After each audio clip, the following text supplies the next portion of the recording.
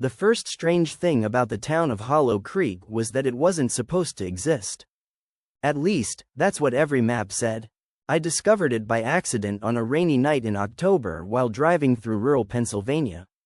My phone had lost signal an hour earlier, and the GPS had frozen on a blank screen.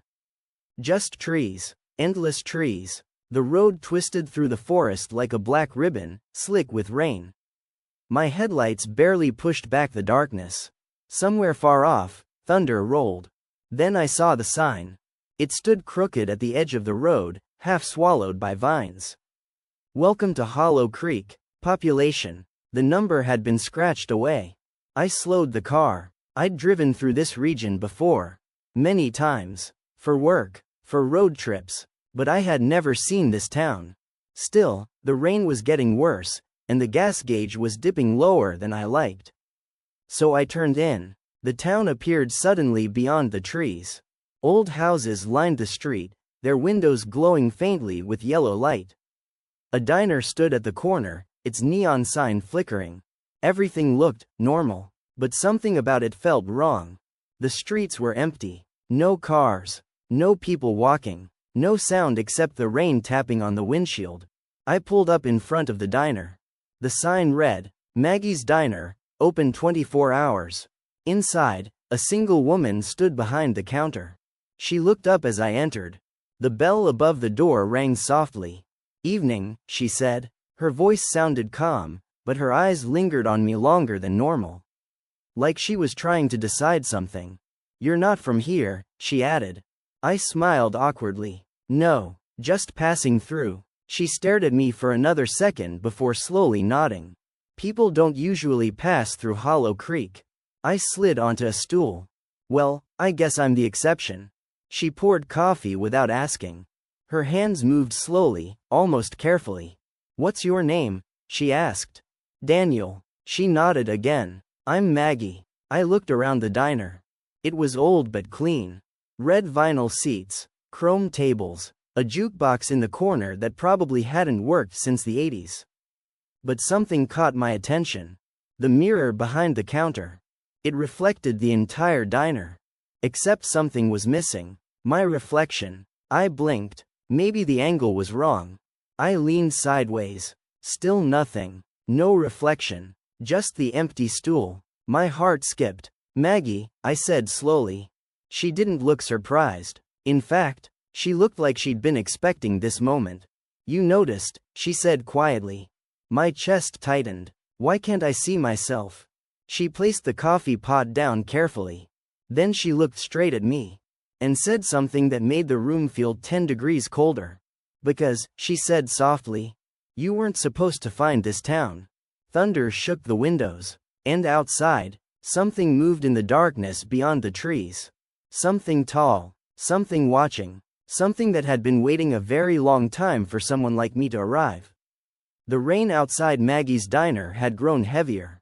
Drops slammed against the windows like tiny fists, blurring the empty street beyond the glass. Thunder rolled through the sky, low and distant, like something enormous moving far away in the clouds. Inside the diner, everything was still.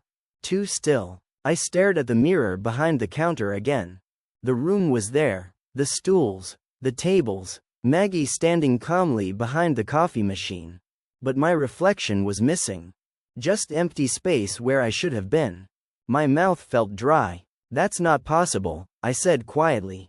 Maggie didn't argue. She simply wiped the counter with a cloth and spoke in a calm, almost tired voice. It happens to people who arrive here the wrong way. What does that mean? She stopped wiping. Then she looked at me again. You came through the forest road, didn't you? I nodded slowly. There was a sign. Welcome to Hollow Creek. Her expression darkened slightly. That sign wasn't meant for travelers. A cold feeling crept into my stomach. What is this place? Maggie sighed softly. Then she leaned forward across the counter. Hollow Creek appears sometimes. Not always. Only when the road decides it wants company. I stared at her. That doesn't make any sense. Most things here don't. Lightning flashed outside the window, briefly illuminating the empty street. For a moment, I thought I saw something standing near the trees. Tall, unnaturally tall, but when the light vanished, so did the figure. I looked back at Maggie. You said people don't pass through here. They don't. Then how'd I leave? For the first time, Maggie hesitated. That depends. On what? On whether the town decides to let you. She handed me a small piece of paper. An address. 47 Willow Lane. You should go there, she said. Why? Because that's where the last person like you stayed. The last person. Something about that phrase made my chest tighten. What happened to them? Maggie didn't answer. Instead, she looked toward the window. The rain had slowed now, falling in thin silver lines under the dim streetlights. You should go before it gets dark, she said. It's already night. She shook her head slowly. No. Her voice dropped to a whisper. This isn't the dark yet. The street outside felt colder than before. My footsteps echoed strangely on the pavement as I walked past silent houses. Most of the homes looked old. Paint peeling, porches sagging, curtains drawn tightly across every window. Yet lights glowed inside many of them. Warm yellow light, but no movement, no shadows, no people, just houses, watching. I checked the paper again. 47 Willow Lane. The street wasn't far from the diner. 5 minutes later I found the house. It sat at the end of the road, leaning slightly to one side like an old man with tired bones. The front gate hung open. Wind pushed it back and forth with a slow creaking sound. The windows were dark, but something about the house felt different from the others. Heavier, like the air around it carried a secret. I stepped onto the porch. The wood groaned beneath my weight. A rusted key hung from a nail beside the door. I froze. The exact same shape as the key I had seen on the diner floor earlier. I slowly unlocked the door. The hinges screamed as it opened. Inside, the house smelled like dust and damp wood. My flashlight cut through the darkness. Furniture covered with white sheets. Old photographs on the walls. A staircase leading upward, and a long hallway disappearing into shadows. Then I saw it. A mirror hanging on the wall near the stairs. I stepped closer, my heart pounding. The mirror reflected the hallway, the furniture, the staircase. But once again, no reflection of me, just empty space. I stared at it, trying to understand. And then, the mirror flickered. For a split second, my reflection appeared, but it wasn't standing still. It was running toward the mirror, toward me. My heart slammed in my chest. Then the reflection vanished again, and the mirror returned to normal. Behind me, a floorboard creaked. Slowly, very slowly, I turned around. The hallway behind me was empty. But something deep in the house had started moving. Soft footsteps, dragging along the floor, getting closer, and closer. Then a whisper echoed through the hallway. A voice that sounded old and broken. You found the house? The whisper came again, from the darkness.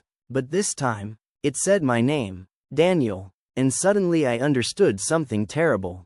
The last person Maggie mentioned? They never left this house. And tonight, I might not either. The whisper came again. Daniel? The voice echoed through the hallway of the empty house, thin and raspy, like dry leaves scraping against concrete. I stood frozen beside the mirror. The flashlight trembled in my hand, the beam shaking across the walls.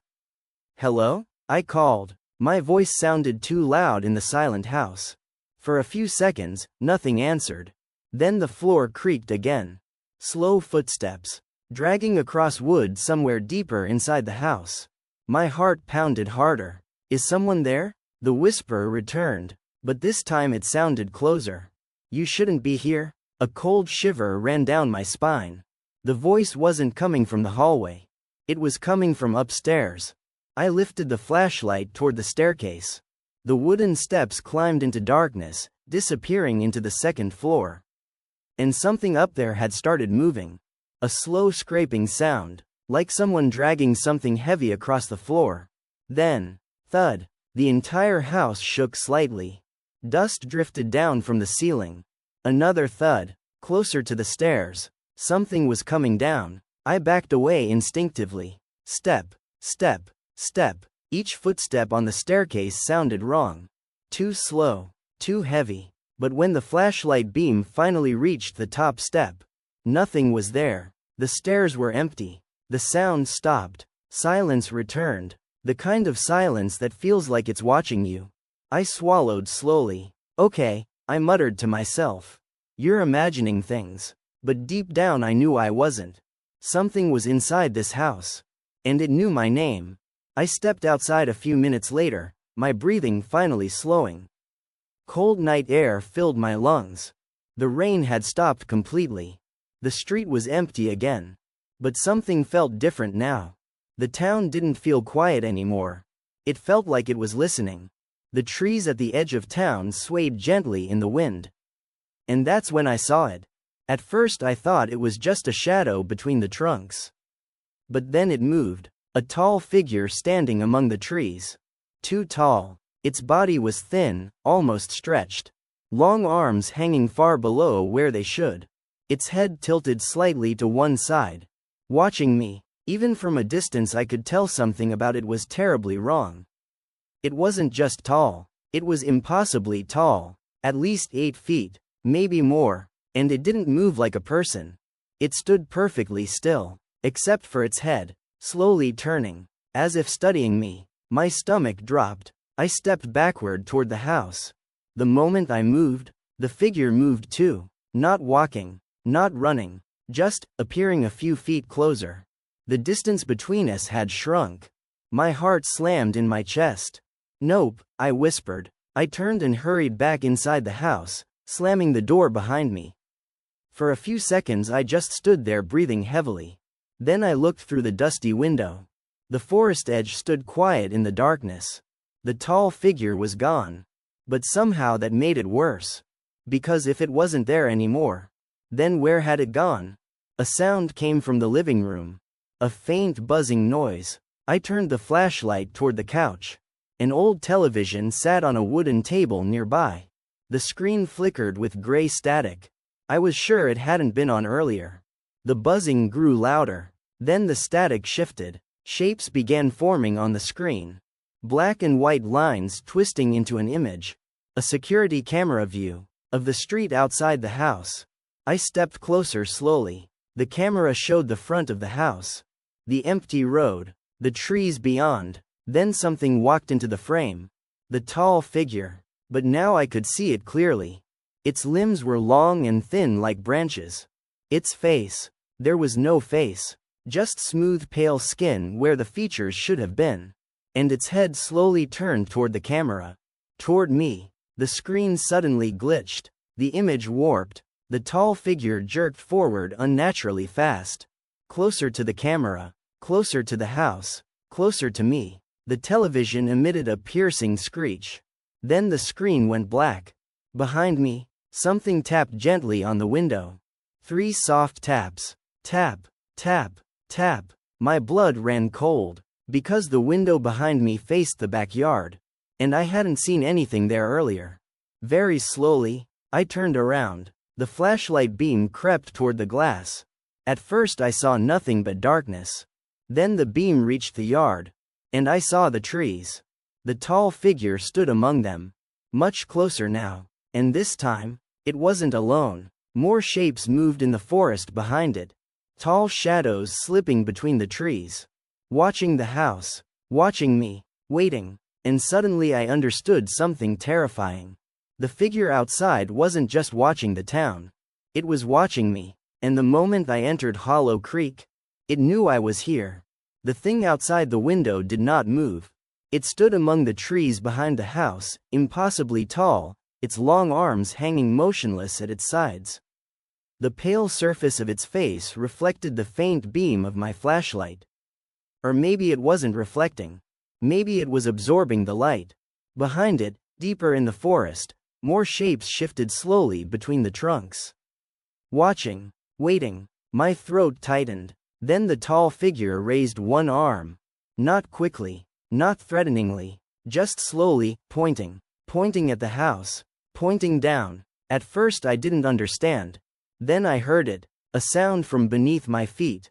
A dull thump. The floor vibrated slightly. I froze. Another thump, this time louder. Something below the house had moved. The tall figure outside lowered its arm. And then, impossibly, it stepped backward into the darkness of the trees, disappearing like it had never been there. But the shapes behind it didn't leave. They remained between the trees. Still watching. Still waiting. The house had become very quiet. Except for the sound beneath the floor. Thump, thump, thump. Each impact echoed through the wooden boards like a slow heartbeat. I swallowed. Okay, I whispered to myself. Basements are normal. Houses have basements. But something deep in my gut told me this one wasn't. The sound continued. Slow. Heavy. Alive. I walked cautiously into the hallway, sweeping the flashlight across the walls. Old photographs stared back at me. Black and white images of people standing in front of the house decades ago. Families. Children. But something about the photos felt strange. Every single person in the pictures had the same expression. Not smiling. Not sad. Just blank. Like mannequins. Then I noticed something worse. In the background of several photos. The trees behind the house. And standing between them, a tall, thin shadow. The same figure I had seen outside. Watching even then. Watching for years. Another thump shook the floor. This one stronger. Dust drifted from the ceiling. I followed the sound down the hallway. At the end of it stood a wooden door. Old. Scratched. Locked with a rusted chain.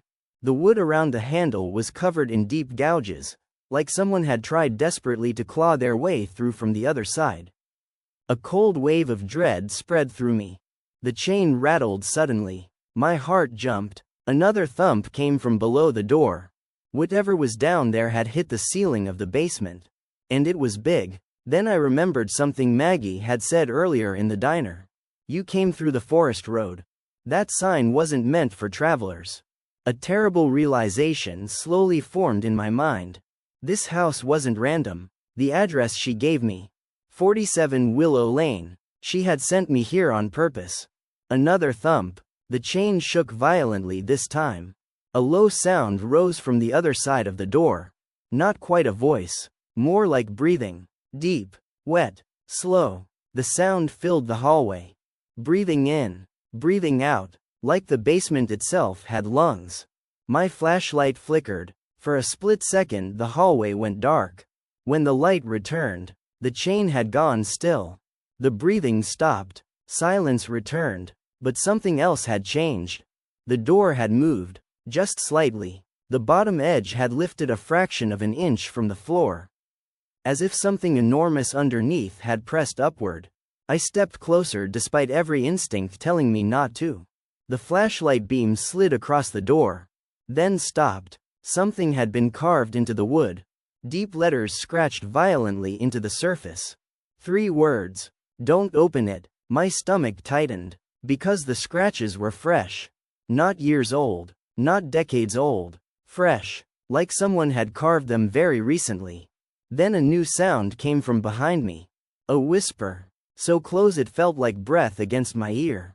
You're too late. I spun around. The hallway was empty. But the whisper continued. Not from one direction. From everywhere. From the walls. From the ceiling. From the floor beneath my feet. You opened the road? Another thump exploded beneath the door. This time the entire chain snapped violently tight. The floor trembled. Dust poured from the ceiling. The breathing returned. Louder. Hungrier. You brought it back. Outside, something began screaming in the forest. Dozens of voices. High. Distorted. Not human. I rushed to the window. The trees behind the house were moving. All the tall shapes had stepped forward at once. Standing at the edge of the yard.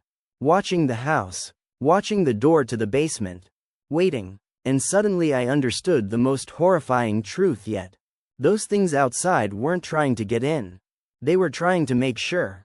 Nothing came out. Behind me, the basement door slowly creaked open. Just a few inches. And from the darkness below, a massive shadow moved. Breathing. Alive. Awake. The basement door creaked open another inch. The broken chain scraped slowly against the wood. the metal links dragging across the floor like something being pulled. I stood frozen in the hallway. The darkness inside the basement looked thicker than normal darkness. Not just the absence of light, but something heavier, something alive.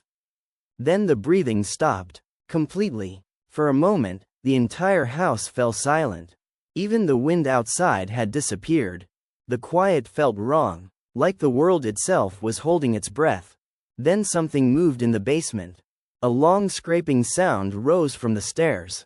Not footsteps. Something dragging itself upward. I took a slow step back.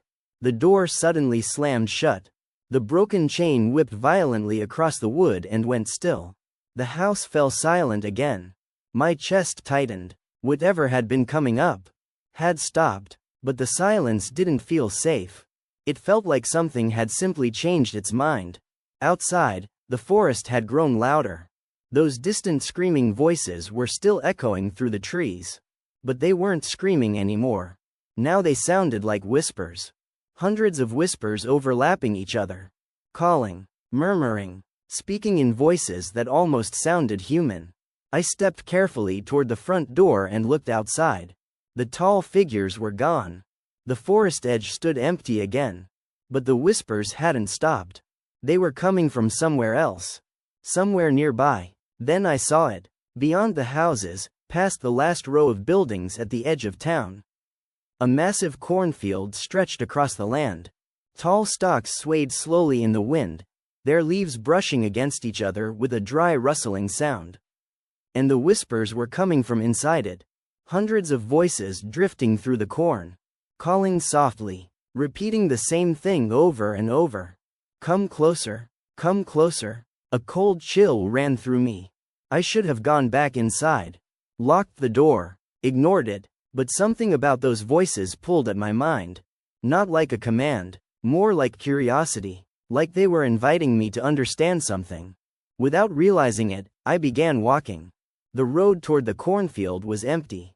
Every house I passed looked dark now. The lights that had been glowing earlier were gone. The entire town seemed asleep. Or maybe hiding. The whispers grew louder as I approached the field. Soon they weren't whispers anymore. They were voices. Different voices. Men, women, children, all speaking at once. And every single one of them sounded scared. The first row of corn stood taller than me. The stalks moved slowly in the wind like waves. The voices came from deeper inside. I stepped into the field. Immediately the world felt different. The corn blocked the town behind me. Blocked the sky above. All I could see were narrow paths between the stalks. The ground was soft and damp. And the whispers surrounded me. Help us. Please. Don't let it find you. My heart raced. Who's there? I called. The whispers suddenly stopped. Total silence returned. For several seconds I stood there alone in the cornfield. Then something moved behind me. I spun around. But the path behind me was gone. The corn had shifted, closing the way I came. My breathing quickened. This isn't funny, I said. No answer. Only the dry rustling of corn leaves. Then I heard footsteps. Not mine. Someone else walking through the field. Slow, heavy steps crushing the dirt. I turned toward the sound.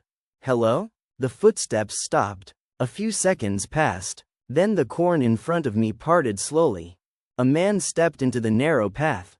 His clothes were torn, his face pale and dirty, and his eyes looked completely exhausted. He stared at me in disbelief. You shouldn't be here, he said. His voice shook. Who are you? I asked. My name's Eric, he replied quietly. I came through the road like you did. My stomach tightened. The road in the forest? He nodded. 3 days ago. 3 days. But the diner isn't real, he interrupted. It shows up when the town wants someone new. Cold dread spread through my chest. So Maggie. Eric shook his head slowly. She's not helping people. Then what is she doing? His answer came quietly. Feeding the town. The wind rustled through the corn again. Eric stepped closer. You need to leave Hollow Creek. I'm trying to, I said. You can't. Why? His expression darkened. Because once you see the basement, you belong to it. A sudden movement rippled through the cornfield behind him. Rows of stalks bent violently as something enormous moved through them. Eric's eyes widened in terror. "It found us," he whispered. The corn exploded outward. Something massive passed through the field, moving far too fast to see clearly. But I felt the ground shake beneath my feet. The whispers returned instantly. Hundreds of voices screaming now. "Run!" Eric grabbed my arm. "We have to get out of the field." Behind us, something began chasing, and the sound it made wasn't footsteps. It was breathing. Deep, heavy. The same breathing I had heard beneath the house. The thing from the basement was now in the cornfield. And it was hunting. "Run!" Eric's voice cut through the screaming whispers in the cornfield. We ran. The narrow path between the corn stalks twisted wildly as we pushed through it. Dry leaves scraped against my arms and face. The stalks bent and snapped as we forced our way forward. Behind us, something enormous moved through the field. The ground shook with each movement. And the breathing followed us. Slow, deep, hungry. Eric glanced over his shoulder once. His face immediately drained of color. "Don't look back," he said. That was exactly the moment I did. For a split second, the corn behind us parted. Something massive slid through the rows. Not walking, not crawling, more like a giant shadow moving through water. And inside that darkness, shapes moved. Long limbs. Too many limbs. My stomach twisted. I ran faster. The cornfield finally opened into the dirt road leading back to town. We burst out of the stalks and stumbled onto the empty street. The whispers stopped instantly. The wind died. Everything went quiet again. Eric bent over, breathing heavily. "Did it follow us?" I asked. He shook his head slowly. "No. Why not?" He looked back at the cornfield. "It doesn't leave the field." A cold feeling crept through me. Then what was it doing in the basement? Eric didn't answer right away. Instead, he looked toward the center of town. And his expression changed. Fear turned into confusion. "That's not right," he muttered. I followed his gaze. And my stomach dropped. The street we had walked through earlier was gone. Completely gone. The houses, the diner, the streetlights, all of it had vanished. Only empty land remained. Just dirt and patches of dead grass stretching into darkness. The town had disappeared. "That's impossible," I said. But the evidence stood right in front of us. Where Maggie's diner had been.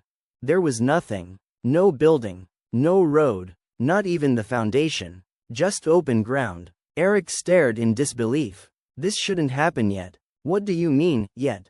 He ran toward where the diner should have been. I followed him. When we reached the spot, he stopped abruptly. His foot struck something buried in the dirt. A wooden board. He knelt down and brushed the soil away. More wood appeared. A large rectangle in the ground. Then I saw it too. A handle. My blood ran cold. "Eric," I said slowly.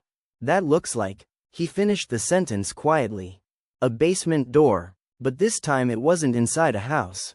It was just sitting alone in the dirt. The entire town had vanished, leaving only the basement behind." The wood creaked softly. From below, the breathing continued. Eric stood up quickly. "No," he whispered. "No, no, no." "What?" He pointed at the ground around us. I followed his finger. Dozens of deep marks covered the dirt. Long dragging trails, like something huge had moved across the ground. And all of them led toward the basement door. "Those aren't from tonight," Eric said quietly.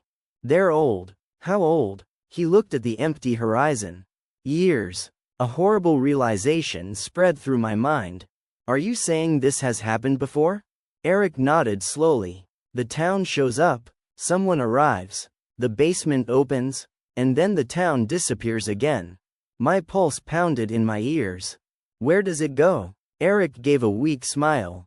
"That's the worst part." Before he could explain, the ground shook. A deep rumble rose beneath our feet. The basement door rattled violently.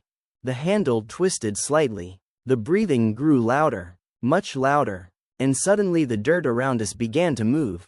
Long shadows rose slowly from the ground.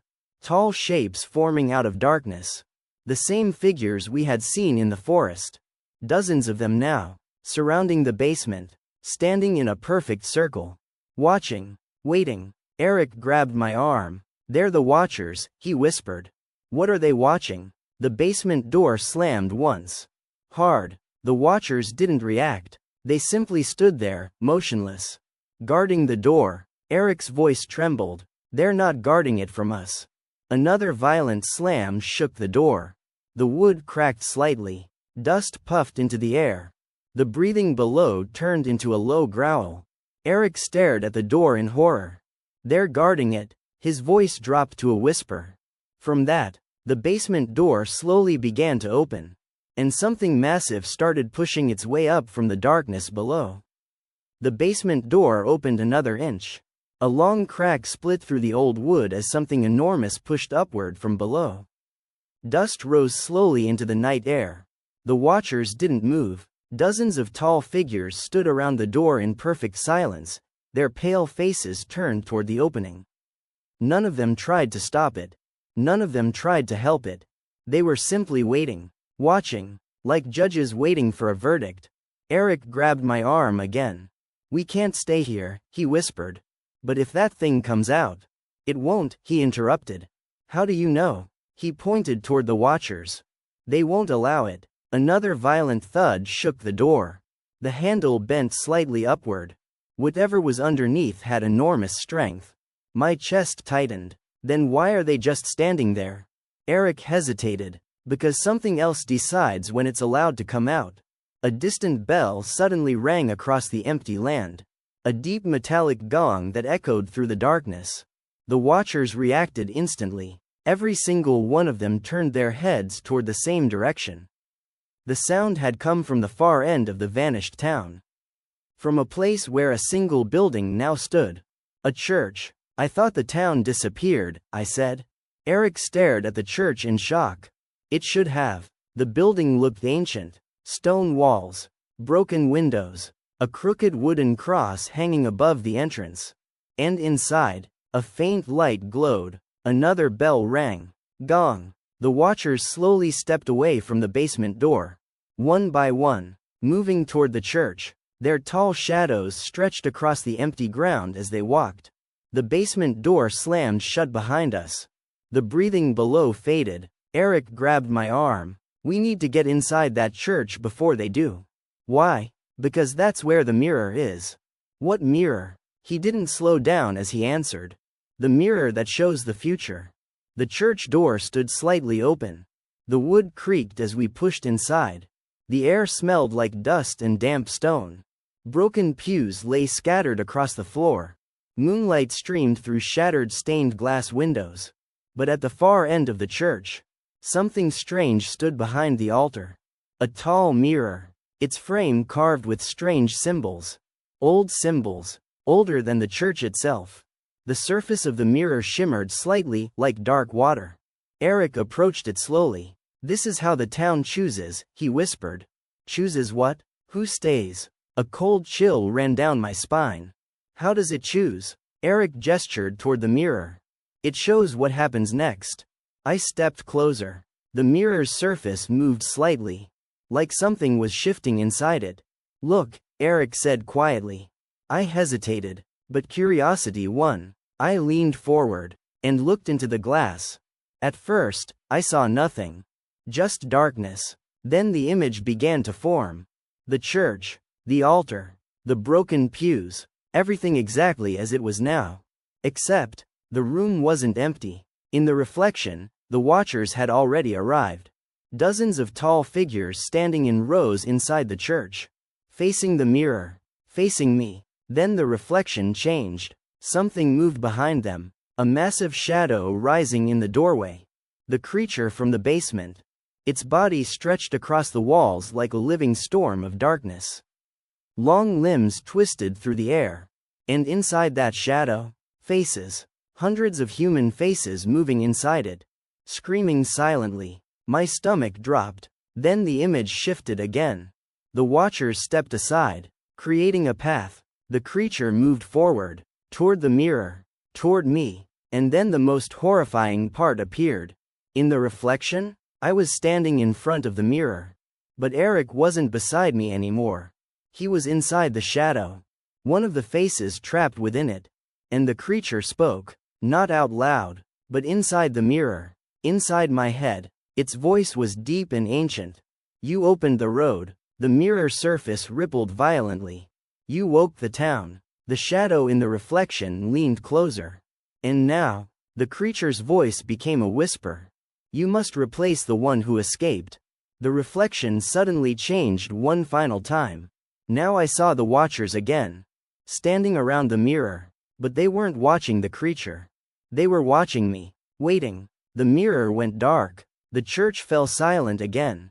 Behind me, the front door creaked open. Eric slowly stepped away from the mirror.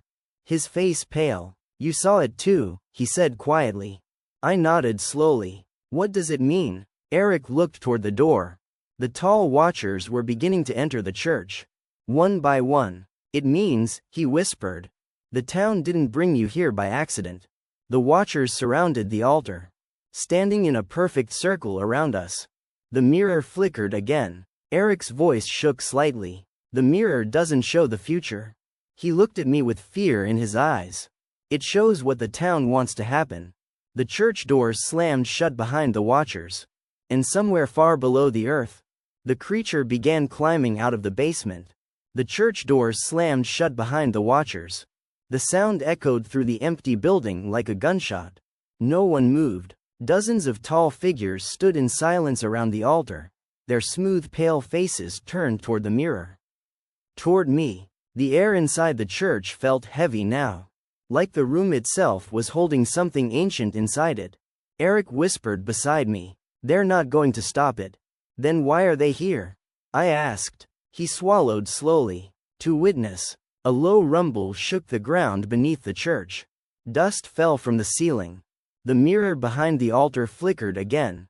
But this time it didn't show the future.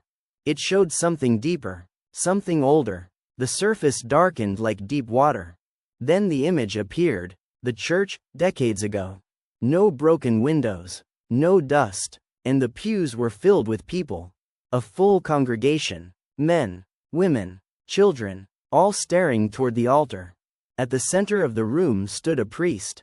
His voice echoed through the vision. We gather tonight to seal what should never have been awakened. The image shifted slightly. The floor beneath the altar had been torn open. A large pit revealed beneath the church. Inside that pit, darkness moved, something enormous twisting below the ground. Not a creature. Not exactly. More like a living shadow made from hundreds of shapes. And inside that shadow, faces. Human faces. Trapped. The priest continued speaking. This town was built above it. Not to worship it, but to keep it buried. Eric stared at the mirror in shock. I've never seen this part before. The vision continued. The priest raised a strange metal object. A mirror. The same mirror standing behind the altar now. This will be the seal, he said. The creature feeds on souls. But if we give it one guardian, it will remain below. A murmur spread through the congregation. Fear filled their faces. What does that mean? Someone shouted. The priest hesitated. Then he answered. It means one of us must stay with it. The image flickered. The crowd began arguing, shouting. Panic filled the church. Then the vision changed again. Night had fallen. The church was empty now. Except for one person. A man standing alone in front of the open pit. The priest. He slowly lowered himself into the darkness. The shadow creature wrapped around him instantly. His body vanished into the mass of twisting faces. And then the mirror was placed above the pit, sealing it shut. The vision faded. The church returned to the present. Silence filled the room. Eric whispered quietly. The guardian. My stomach tightened. That's what the creature meant. Eric nodded slowly. The town needs someone to stay with it. The watchers stepped closer, their long limbs moving silently across the floor, forming a tighter circle around us. Eric's voice shook. The guardian doesn't die. What do you mean? They become part of it. A deep sound suddenly rose beneath the church. Not breathing, not growling, something worse. Hundreds of voices whispering together. The ground cracked beneath the altar. A thin line split across the stone floor. The seal was breaking. Eric stepped back. It's waking up. The mirror flickered violently. And suddenly a new image appeared. The pit beneath the church. But now the shadow creature had grown larger. Much larger. Its body filled the entire underground cavern. And inside the darkness, thousands of faces moved slowly, all whispering at once. Then one face turned toward the mirror. Toward us. It was Eric. My blood turned cold. That's not possible, I said. Eric stepped closer to the mirror. His face pale. That's what the mirror showed earlier, he whispered. The future. But you're still here. Eric shook his head slowly. Not for long. The watchers stepped forward again. The church floor trembled violently. The crack beneath the altar spread wider. Dark smoke began rising from the opening. The creature was climbing upward. Eric turned to me. You came through the road. Yes. That means the town chose you. The watchers slowly turned their heads toward me. Eric's voice was quiet now. The guardian has to stay. The floor exploded beneath the altar. The pit beneath the church opened. Darkness poured into the room like a living storm. The shadow creature began rising from below. Hundreds of faces twisting inside its body. All whispering the same thing. Stay. Eric looked at me one last time. The town always takes someone. The creature stretched upward. Its shadow filled the entire church. And then, it reached toward us. The floor of the church split apart. Stone shattered outward as the pit beneath the altar burst open completely. Darkness poured into the room like thick smoke. But it wasn't smoke. It moved with intention. The shadow creature rose slowly from the pit, its massive body twisting through the air like a storm made of living night. Inside it, thousands of faces turned and shifted. Men, women, children, all whispering together. Stay, stay with us, stay forever. The watchers didn't move. They stood perfectly still around the church walls. Witnessing, waiting. Eric grabbed my arm and pulled me backward. We have to leave now. But the doors, they won't stop us. The shadow creature stretched across the ceiling. Long tendrils of darkness brushed the walls like searching fingers. One of those tendrils nearly touched the mirror. The mirror flashed violently. The creature recoiled slightly. Eric noticed it too. That's why the mirror exists, he said quickly. It keeps the creature from leaving the church. But the basement is just another door, Eric said. The real prison is here. The creature's voices grew louder. Angrier. The faces twisted in agony. The entire church shook violently. Eric pulled me toward the entrance. The watchers parted silently as we ran past them. None of them tried to stop us. None of them even looked at us. Their attention remained fixed on the creature rising from the pit. Like they were guarding it. Or guarding something else. We burst through the church doors into the night air. Cold wind hit my face. For a moment I thought we had escaped. Then I looked toward the forest. And my stomach dropped. The trees were moving. Not swaying in the wind. Moving. Sliding slowly across the ground. The entire forest was shifting. Branches scraped against each other as massive trunks drifted across the empty land. Like the forest itself was alive. What is happening? I asked. Eric stared in horror. It's closing. What's closing? The way out. The trees moved closer together.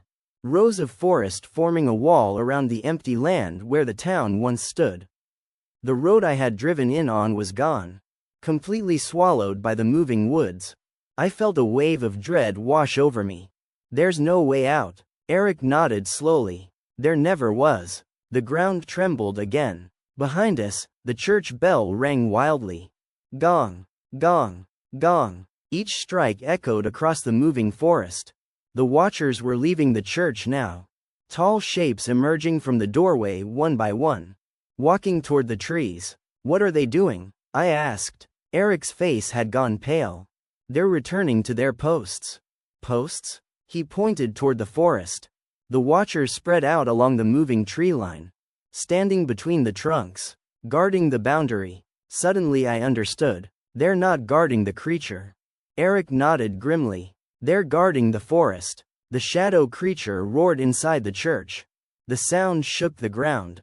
Eric turned toward me. Listen carefully. What? The creature wants a guardian. I know. But the guardian doesn't just stay in the church. Cold fear crept through my chest. What do you mean? Eric looked toward the forest. The guardian becomes part of Hollow Creek. The trees moved closer again. The circle tightened. The forest moves because of the guardian, Eric continued. They keep the town hidden. They keep the road appearing and disappearing. My heart pounded. And if there's no guardian?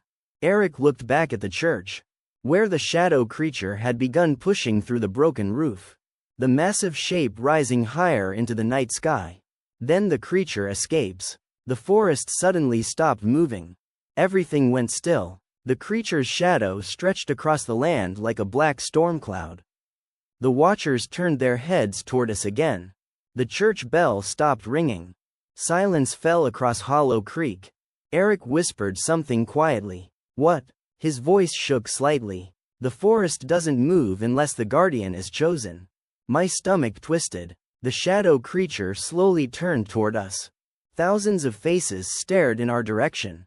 Waiting. Eric looked at me, and I already knew what he was about to say. There's only 2 people left in the town. The creature's voices whispered together. Choose. The watchers stepped forward slowly, closing the distance. Eric's eyes filled with fear. One of us has to stay.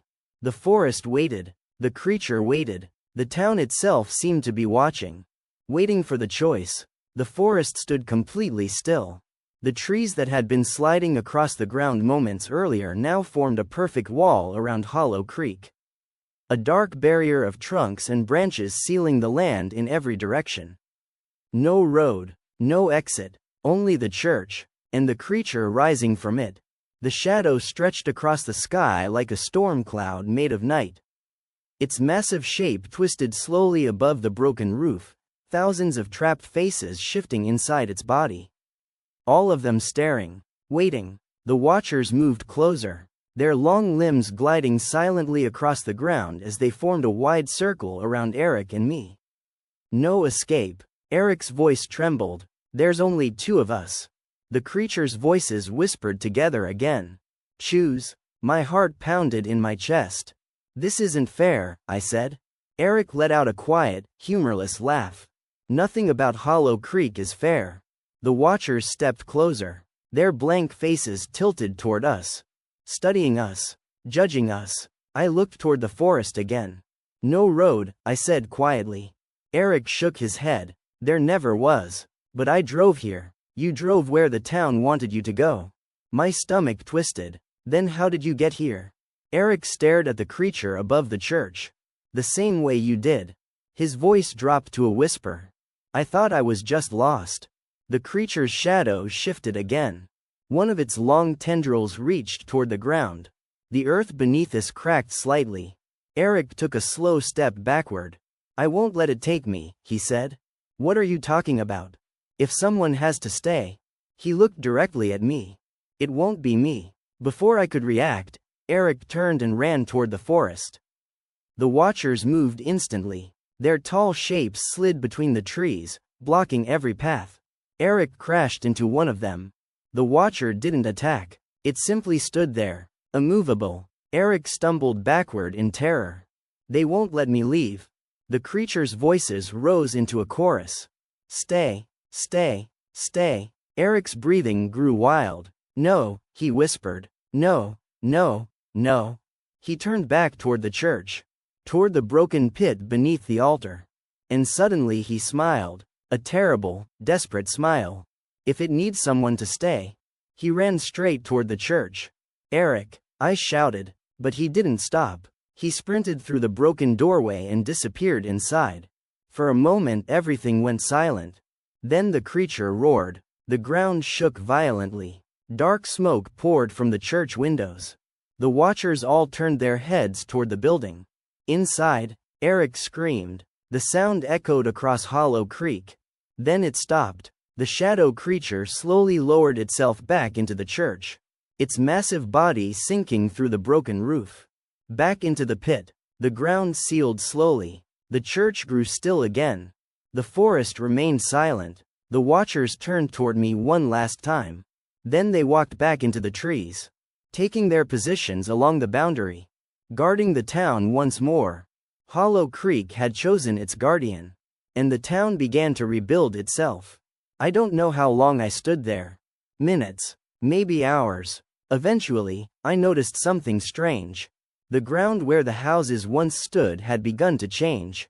Wood appeared, walls forming slowly from the dirt, streetlights rising from the ground, buildings rebuilding themselves, like the town was resetting, replaying the same night again. Then I saw the diner. Maggie's diner. The neon sign flickered to life. I walked toward it slowly. When I opened the door, the bell rang softly. Maggie stood behind the counter, exactly the same as before. She looked up at me calmly. "You're still here," she said.